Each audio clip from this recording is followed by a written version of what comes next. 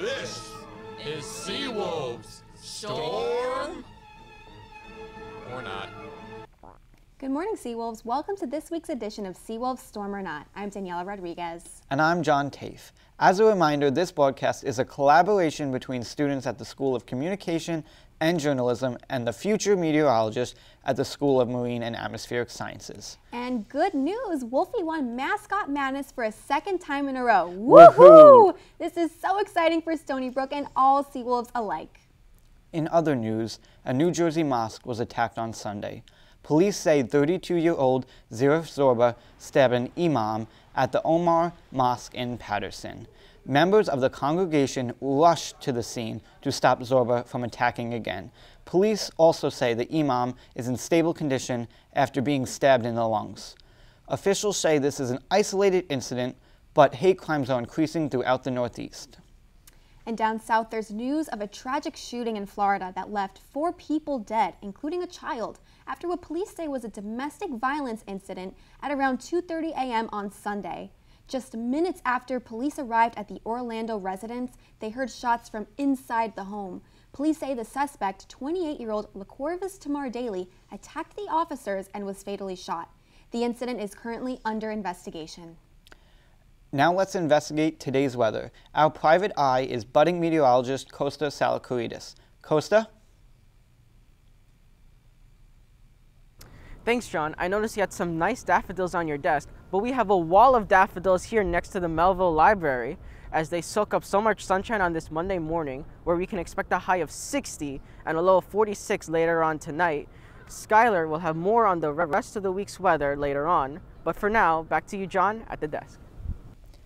Thanks, Costa. Last week we were freezing, and now we have daffodils all over campus. And we have some in our studio. John, did you get these for me? Unfortunately, I did not. I've never had a girlfriend, so I don't know how to give gifts. Well, we're going to work on that.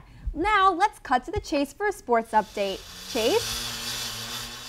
Thanks, Daniela. You might know Rudy Gobert as one of the NBA's best defenders, perhaps as the first player to test positive for the coronavirus, which led to the NBA's eventual shutdown in 2020.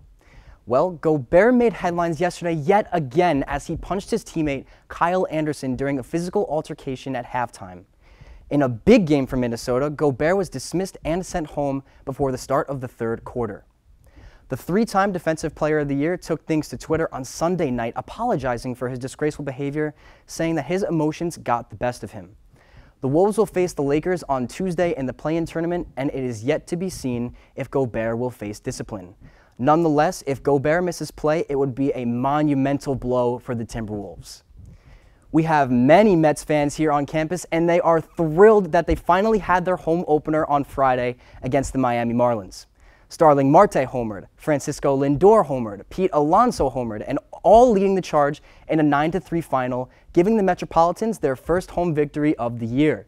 They stayed hot on Saturday, winning 5-2, with Kodai Senga on the mound tossing 6 innings of just 1-run baseball. Steve Cohen's Mets lost on Sunday, but they will look to get back on track with the San Diego Padres coming to Queens for a 3-game set starting tonight. Back to you guys. Thanks, Chase. It sure was a big weekend for those Mets fans. We will see how they fare later on tonight and the rest of the week. Now we must turn to more somber news. Irina Ivanuk has an update on the war in Ukraine.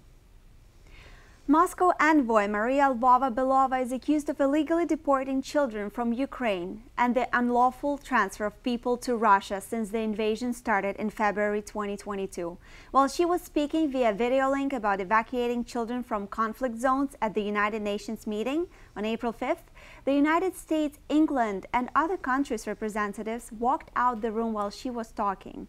The International Criminal Court, or ICC, last month issued an arrest warrant for Lvova-Belova and Russian President Vladimir Putin over a scheme to deport Ukrainian children to Russia. Investigators found that kidnapped kids were fed a poor diet and they were surrounded by barbed wire and brainwashed. Russians kept repeating, "Your parents have abandoned you and you'll join the Russian army." ICC said that 16,000 of Ukrainian children were forcibly deported to Russia. The older children were sent to the army to fight against Ukraine. To learn more about this, go to saveukraineua.org. Experts believe that Russia is taking away Ukraine's future by kidnapping their children and creating conditions that threaten the life of everyone in Ukraine. And it's not just the kidnapped kids. Children with chronic respiratory illnesses and cancer who rely on apparatus and hospitalization are in a great danger. Thanks, Irina. Sadly, we're going to have to just keep paying attention for more sad updates. But for now, let's take a look at the 7-day forecast with Skylar Day Harmon. What you're going to need for this week is sunscreen. We have a beautiful week of sunshine. You can see right here in Port Jefferson Harbor, courtesy of EarthCam. It's a nice sunny start to the week. Not really a cloud in the sky. A little something going on right there, but overall, a pretty cloudless sky.